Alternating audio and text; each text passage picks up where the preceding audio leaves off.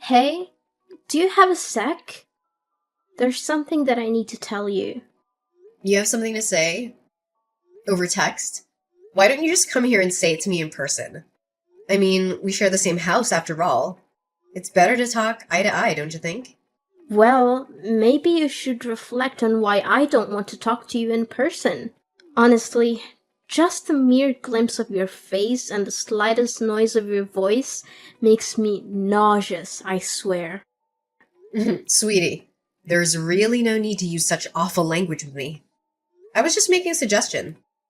Don't call me sweetie, and stop pretending to be my mom. You'll never replace her. Got it? You may have been married to my dad, but you will never be my mother. Never. So, stop bossing me around. I hate it when you act like that. I see what you mean, and I am sorry if I overstepped a boundary somewhere. I don't mean to do that, but I really don't see why something as small as this needs to turn into such a huge fight. I mean, I've been married to your father for 10 years now. We've lived together a whole decade. I thought we would have gotten along better by now. Especially now more than ever since your poor father passed away. It's just the two of us. So we'll have to learn to get along better. What? No way am I staying with you any longer than necessary. I want you out of the house as soon as possible. Do you get me? Excuse me? I'm sorry, but you want me to leave the house? Yeah, duh. That's what I just said. That is what this whole conversation is about. Actually, this is something that has been on my mind since Dad's funeral the other day. Now that he's gone, you're not his wife anymore. And there's nothing else tying us together as a family anymore either. You're nothing to either him or me now. Do you get it? And because of that, you don't belong in this house anymore. That's why I need you out of here as soon as possible. Wait, hold on a second. I'm sorry, but I don't think that I'm following here. Where is all this coming from all of a sudden? Didn't you read what I just wrote? This isn't out of the blue, okay? Ugh, you never hear me out. I never liked having you around, and I never approved of you and my dad getting hitched. I've always been trying to think of ways to get you out of this house. And now I have the perfect reason. I only have one mom. You just barge into our lives pretending to be someone you're not. Do you really think I could ever stand someone I felt that way about? Do you even think I would desire something like that? That is why I'm seizing this opportunity to boot you out, so I never have to put up with you in my life, ever again. But, okay, look, Gabriella, I've known since before we got married that you never liked me. Maybe even hated me. That's correct. And since Dad's gone, there's no one left to defend you. No one else welcomed you into our home, which is full of memories of my family, my true mom and dad. And just let you ruin it all. Besides, this house was my dad's, which means it's mine now, and I can do whatever I please with it. So, hurry up and leave already. But Gabriella, if I leave now, you'll be all by yourself in this big place. Have you ever lived on your own before? Do you even know how to take care of yourself? Of course I can look after myself. I'm going to be 18 soon, which would make me legally an adult. It's no big deal for me living alone. Do you think I'm too frail or dumb to be able to do it?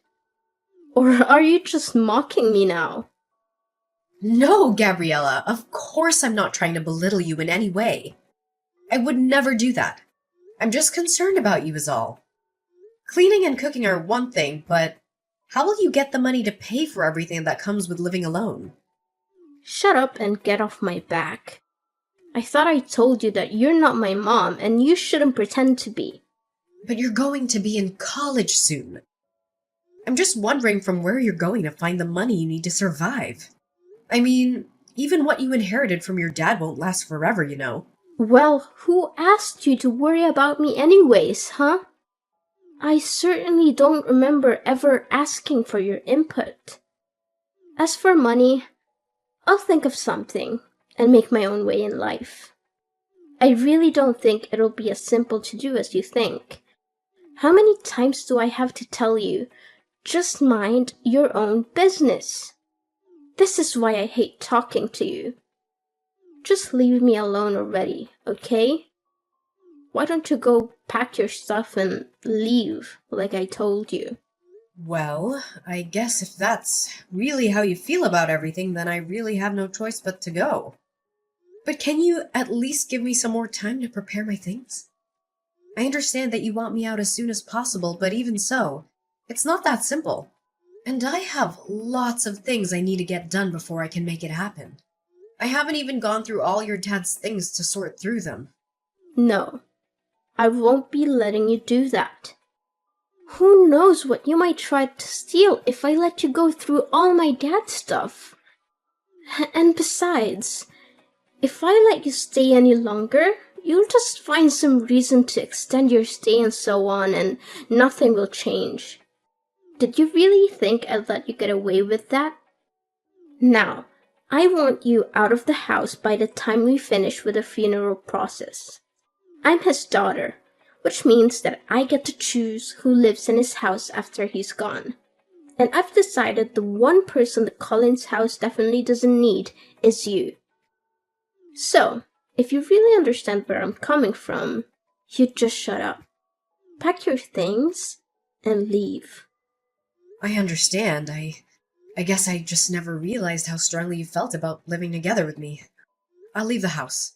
I promise. And I promise that I'll never come back once I'm gone. But I just want to let you know that things might get really tough for you once I'm gone. You're not going to regret this, are you? Me? Regret kicking you out? As if. It'll be more like a dream come true than anything. Hey, Gabriella. I just wanted to text you and let you know that I've finished moving all my stuff out of the house. I also wanted to take a moment to thank you for everything, even though we didn't always see eye to eye. And who gave you the green light to text me? Did I ever ask about your moving progress? Did I mention needing a report from you? Frankly, if you're not going to respect my wish to cut ties, I'll just go ahead and block you. No, you're right. I'm sorry for reaching out like this. You won't hear from me again after this, I promise. But there's one last thing about the house's rent. I know it's been a tough month, so you won't have to pay this time. However, starting next month, I'll need to collect rent from you. Rent? For what exactly? The house? What on earth are you talking about? Well, yes, I'm talking about the house, actually.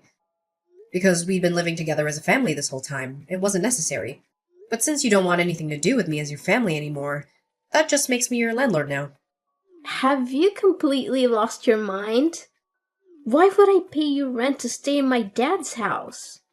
Why, you ask? Well, because the house is actually under my ownership. Wait, what? What are you talking about?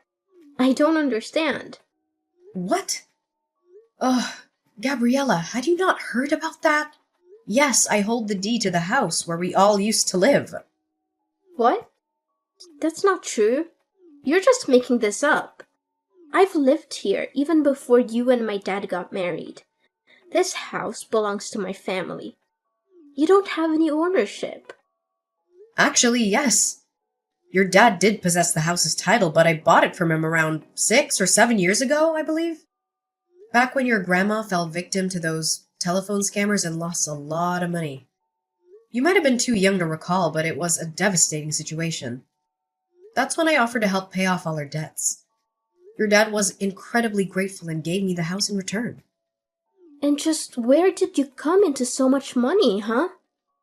I've never once seen you go to work in the whole time that I've known you. You're just a housewife. A housewife? Oh, Gabriella, that is just not true. I run my own company. Did you really not know about that at all? You do what? Since when? We manage everything online. All our staff work remotely, and we don't even maintain an office. We could all commute if we wanted to. I suppose it's hard to realize since I spent so much time at home. But a lot of that time, I'm essentially working as company president. I can't believe this. You keep lying to me. Gabriella, it's not a lie. I swear it. That's how I was able to help out your grandma after she was scammed. So you're telling me the truth? Absolutely. I wouldn't lie to you. Do you totally believe me when I say the house is mine? Anyway, the rent for next month is $2,000, okay?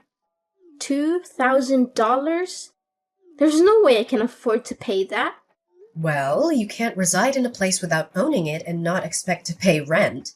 Besides, I recall you mentioning something about becoming an independent adult who can fend for herself. Well, yeah, I said that, but I had no idea about all this until now. What did you think would happen? Were you planning to squeeze the money out of me whenever you needed it? Hoping I'd foot the bill while you flaunted your house? An independent adult would never do that, right? Of course, I wasn't planning on using you for money. It's just that $2,000 is a huge amount all at once. I understand, but in the end, I'm the property owner. So if you're pushing me away to live on your own, you'll have to pay the rent to your landlord, which is me. Hold on.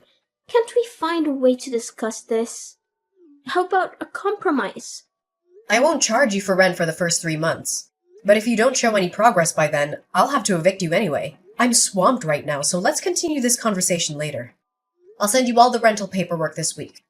Keep an eye on your mailbox. Take care. Wait, don't hang up. We're not done talking yet. Lainey, are you there? I have something I need to talk to you about. Oh, Gabriella. Sure, what can I do for you? Well, the thing is, I guess what I wanted to ask is, I'm just wondering if you've forgiven me yet. Forgiven you for what? What are you talking about? Well, it's just that I guess earlier I might have possibly lost my temper a bit and, well, anyways, I've calmed down a bit now and realized that I might have made a little mistake. I'm sorry, but I don't quite know what you're talking about. I realize this might be hard for you right now, but could you please just tell me what exactly you're talking about? I'm trying, but I guess what I'm trying to tell you really is that I think if you wanted to come back home now, that'd be okay with me. Oh. Really? Did something change? I feel you just threw me out of the house. Why the sudden turn? Well, yeah, I did do that. But then with you gone, I guess I kind of realized just how much you did around the house and how much there is to do without you. So, I guess that's why. I think you should just really say what you're actually thinking. It'd save us both so much time. But if you're starting to see that managing a house all on your own is hard work, then yes, I completely agree with you. And so now I'm guessing that you don't have the money to pay rent? That you've changed your mind about kicking me out? I mean, if you word it like that, then... You know, even if I decided to pass up on everything, that Grayson left me in the will and give it to you, I still don't think you'd have enough to be able to buy the house back for me anyways. And even if you used it to pay rent on this place, unless you found a job to help supplement that, you'd burn through your inheritance pretty quickly, I'd bet. And all of that is not even mentioning all the other expenses you'd be paying that weren't rent. Well, yeah, that's kind of what I'm figuring out. And on top of that, it's so hard to keep a place this big clean, and I hate having to cook for myself every day. Then I have my classes and homework to worry about. Plus, I have to think of how I can afford the rent. It's just been making me feel ill both physically and mentally. But of course it is.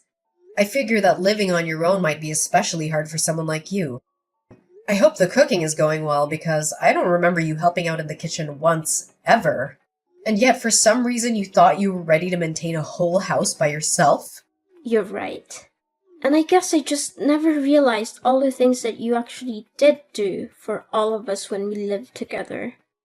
That's why I want to really, sincerely apologize for the bratty attitude that I treated you with the other day. I promise to never throw you out of the house again. You always pretended not to see how I really felt about you, but I don't want you to do that anymore. I promise that I'll do my best to see that we get along. So please come back. Yeah, I don't think so. But I just apologized. You hated me so much that you couldn't hold back from throwing me out of my own house, just days after your dad's funeral. And now you only want me to come back because you're getting a taste of the real world. And you're realizing that it's not so easy on your own. I mean, have you put any thought into how you're going to go on like this? But I apologized. I thought about what I did and realized just how much trouble I caused you over the years.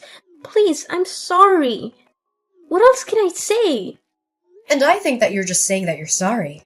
But the only real reason that you want me back is because you realized how hard it is to do things on your own. So now you want the person that used to cook and clean for you to come back and do all of that once again. No, that's not true. I promise. I really do want to make up with you and try and be friends.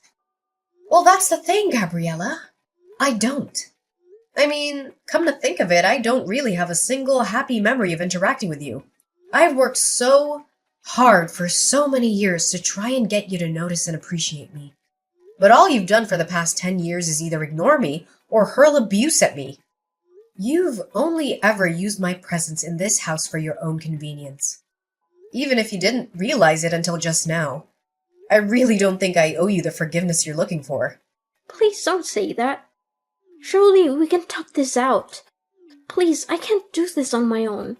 Please, Mom, I'm begging you. I thought you and I were nobody to each other.